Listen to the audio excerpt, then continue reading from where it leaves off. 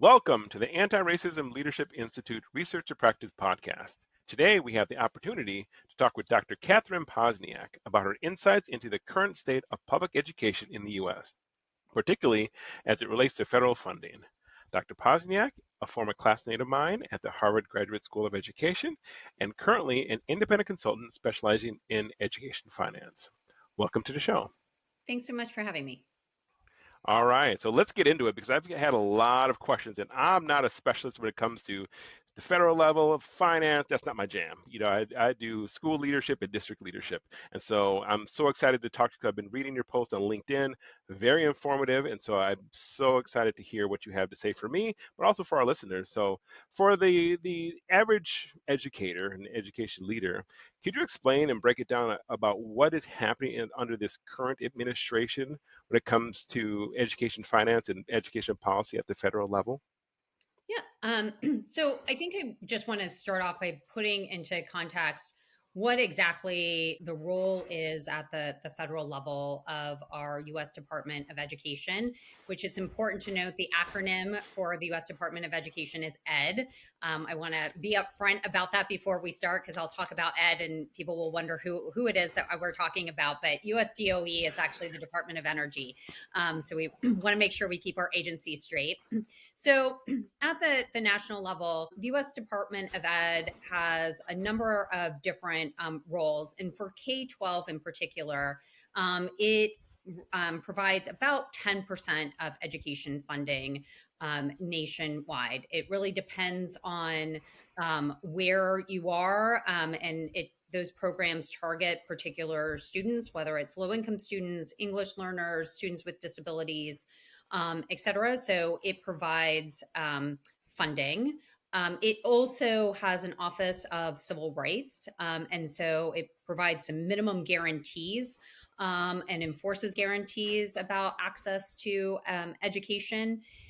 It also does a lot of work in terms of collecting data, publishing data, and doing research and reporting in liaising with states primarily in state education agencies. So those are sort of some of the basic roles that are happening at the U.S. Department of Education when it comes to K-12. I want to ask you specifically about abolishing the federal, abolishing ed.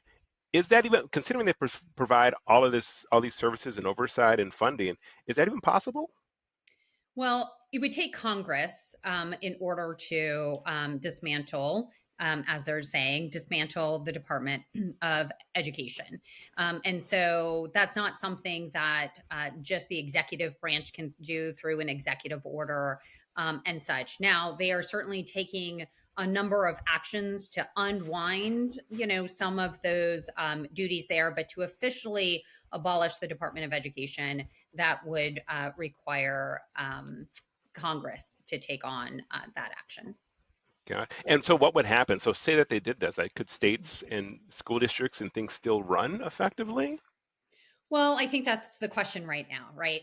And as I've shared with people, I think a lot of what is happening right now, it's the chaos is in the uncertainty, right? Because people don't exactly know what happens if the department goes away, and so I think it's raising a number of questions there about funding, about civil rights, about what is going to happen to education research, data collection, accountability, right? And just in terms of holding a bar for states and districts across the country. So it leads really a lot of questions about who is going to take that on. The Ed and the current administration has implied that will go back to the states, but it's unclear exactly what that means. And in the most recent release of the what they call the skinny budget, which is the president's sort of proposal for what the budget would be, they are proposing that there are cuts to K-12 education funding. So it's very clear that this is not just an administrative shift, right? That they would also be looking at eliminating and reducing the scope of some of that funding that they provide for K-12. What other major changes at the federal level when it comes to funding?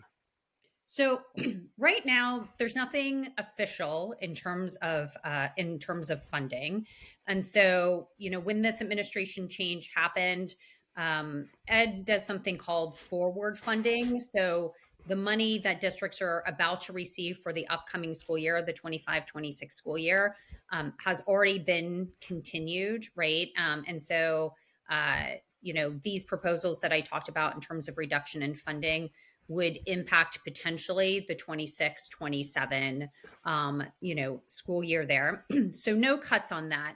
What we have seen though are some actions on or some shifts. For instance, some districts and states had extensions on their ESSER funding, which is the COVID relief money, and which officially that had ended on September 30th. But the previous administration, Ed, had provided extensions in terms of the amount of time that districts and states had on completing those contracts for things like high dosage tutoring, et cetera. And the new administration took efforts to actually cut that off and say, even though the previous administration at Ed said that these extensions were in play, we're actually going to change that decision. We've also seen things like grants for teacher training and support, some of the discretionary grants that the Department of Education runs, that they had put a pause on those. And so in terms of examining them, I think, again, along with the scrutiny that happened with a lot of federal programs and funding out there. So right now, maybe particular grants have been hit, right? And there have been some changes in terms of funding. Then I think there's also the piece about EOs and the executive orders that have come out that have reinforced some of the ideas and messages of this administration, to include their focus on diversity, equity, and inclusion initiatives, and their approach on that, and where they've stated what their approach will be, and asking districts and states to line up with that and assure that that is also the philosophy that they're carrying out at the local and state level. Gotcha. Thank you. And so, can you explain from your opinion, right? Because it never can be factual about, but why is this happening? What evidence does a federal government have that this is the right path to take? It's not just a vindictive path, but they truly believe by reducing funding, reducing spending, having more scrutiny on certain funding streams, and getting rid of DEI is good for our children. So, why do you believe this is happening in a sense of a noble reason? While the federal government is taking this direction. Having worked at a state education agency before, I continue to work with a lot of SEAs as well, that I think we see a lot of evidence that that's when those are working well and you have great leadership at the state level, that can produce a lot of change. We certainly have seen that in the latest round of NAEP results and such, where we've seen states being able to affect, dramatic changes there. I personally would be supportive of that. I think in terms of giving states more leeway to be responsive to their local context. Unfortunately, though, that being coupled with potential cuts in funding is problematic. I think particularly as states and districts sort of brace for a potential recession as well, where they may be seeing, lower local and state revenues. It's just an added blow for federal funding to be cut as well. And, I would say that while this administration has certainly been active in working toward this direction, the Department of Education, since its inception, has come under scrutiny, and it has been part of an agenda to get rid of the Department of Education, right? And so that is not anything, I think, new in terms of what we're seeing. It's simply now we're seeing actual actions go forward and take place with unraveling some of the roles and responsibilities that takes on. Right, right. Thank you for that. And what we're seeing on the ground in the districts that and we're in quite a few districts, is that, there's a lot of layoffs. The number of teachers that are losing their jobs right now is astronomical, even in the smallest of districts. And this is across the country thing. Programs are getting cut. In Oakland, they're proposing cutting all after-school programs, right? And so thinking about sort of the reduction in force, the reduction of federal funding, the pending recession, and sort of the leaning out of the Department of Education, say that it goes through, the policies go through, sort of the projections um, around what is to happen takes place. What is the end goal? Like, what's end game? I think that'd be useful for listeners. Like, what is the end game of all of this? Because I think that if you're sort of left leaning and you're listening to sort of left leaning media, it's like to dismantle public education, right? To privatize it, right? And so that's the like doomsday. And the other one is like to reduce, if you're all the way on the right, to reduce the inefficacy of public education, right? Because we're just wasting too much money and we're X amount of points behind every other country, right? So you have these two poles around what it means for this administration to be moving forward with this agenda. In your opinion, what are the goals and what is the potential sort of positive or good that could come from this? Well, far be it for me to try to predict and read the tea leaves here, right, on exactly what the goals are. And I think that there's a big question, right, if there is sort of a larger vision for this, or if this is just limited to, government should be doing, less here. And I think that that's sort of the most altruistic way of looking, at this. That said, though, as much as they might say that they are sending education back to the states and trying to devolve this back to local and state authority, we see them taking very bold moves in action, right, on scrutinizing, for instance, expenses, grants in a way that I've never seen the federal level of government do on reimbursements and expenses that are coming from federal funds, and really speaking out in terms of some of the things that some of the expenditures that states have approved for education. So again, I think it's hard to predict. They haven't necessarily led with vision here.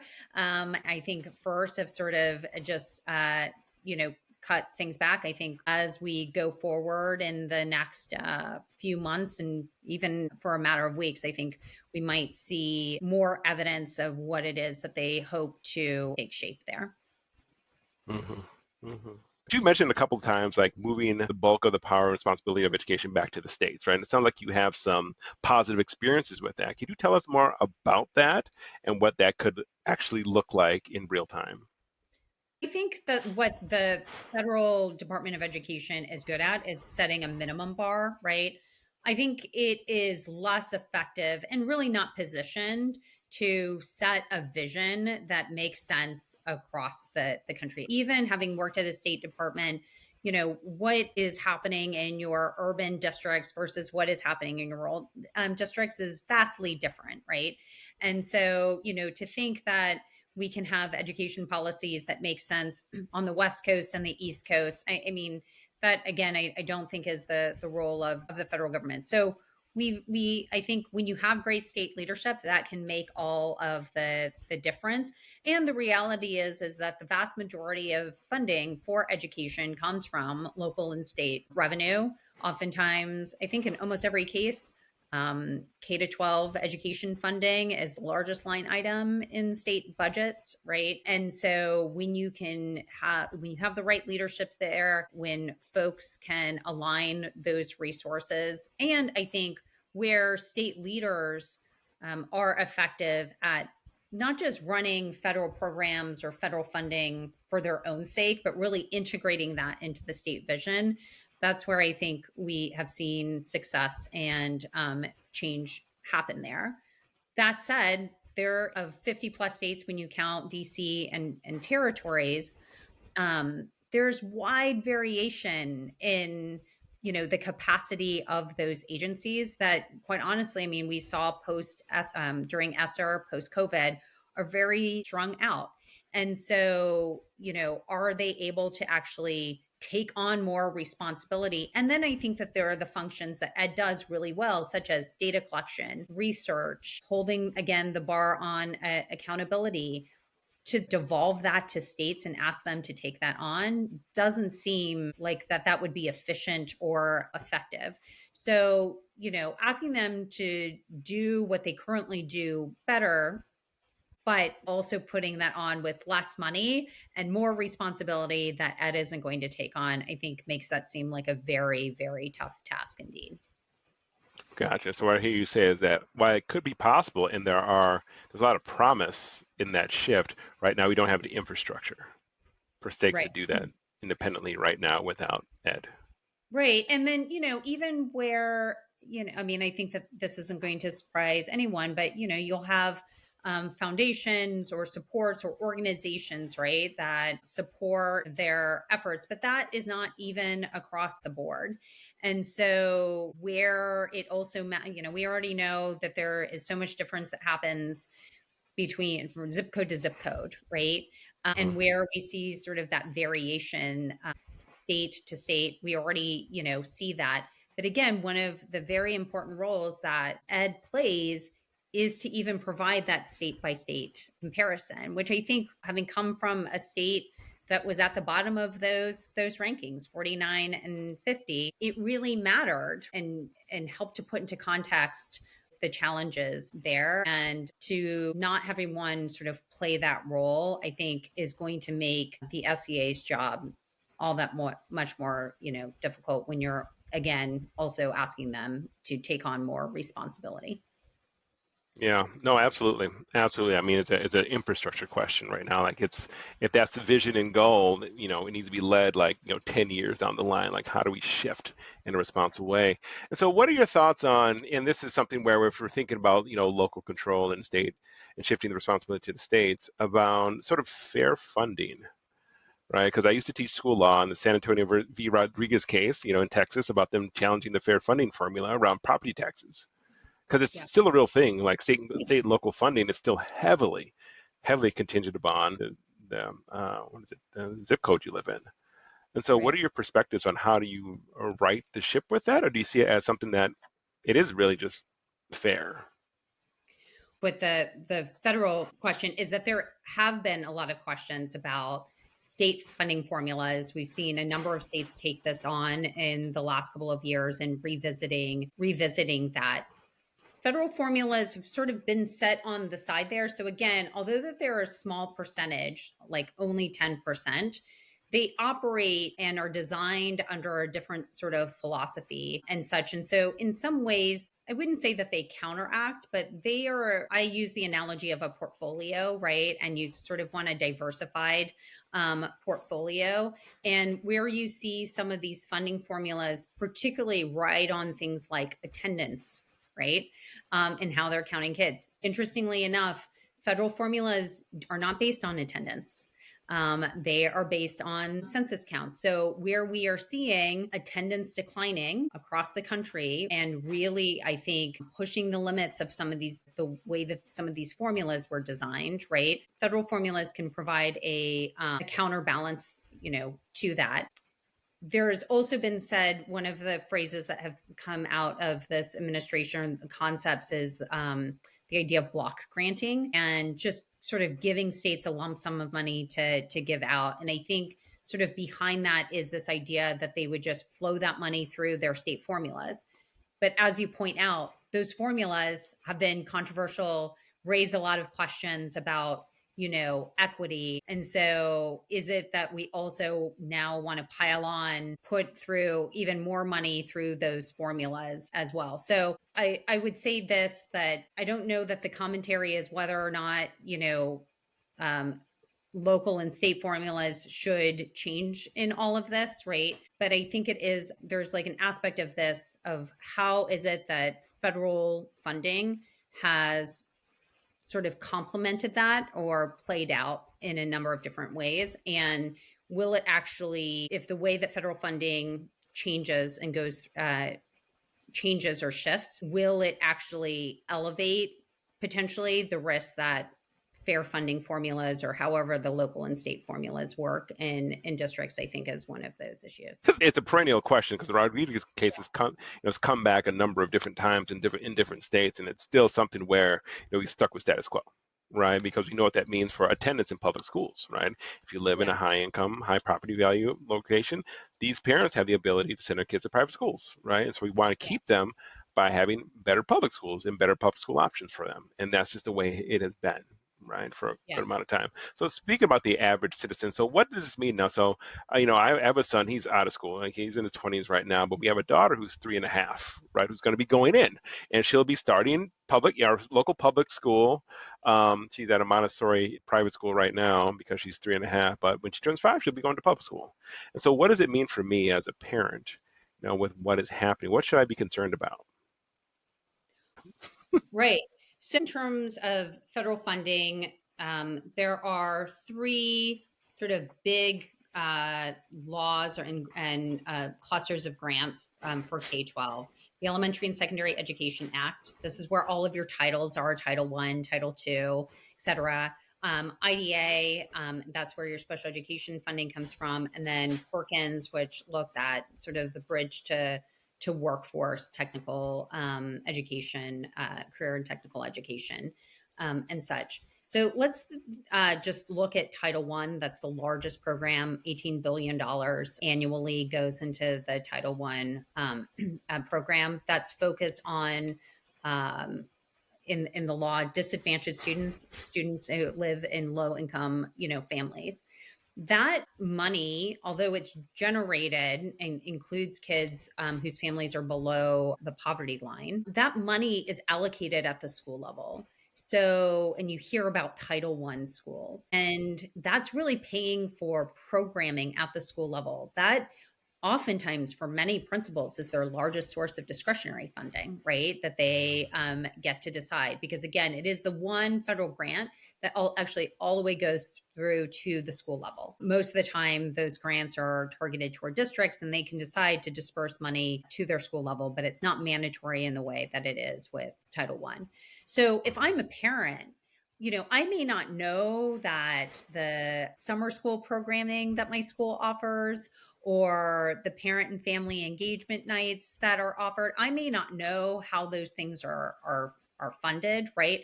But I'm certainly going to miss them if they go away.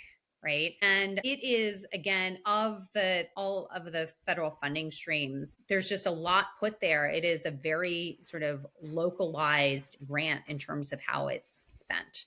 And so whether that's paying for additional staff members or again, student support services, et cetera. So, I think that is one of the ways in which families might experience that is the reduction in programming. I think for families that have students or children with disabilities, right? It's not just the funding, but it is potentially also the guarantees on civil rights and access that the U.S. Department of Education keeps their eyes on, right? And holds a bar to, and really not having that sort of enforcement mechanism, right? And that level of scrutiny or monitoring. And so,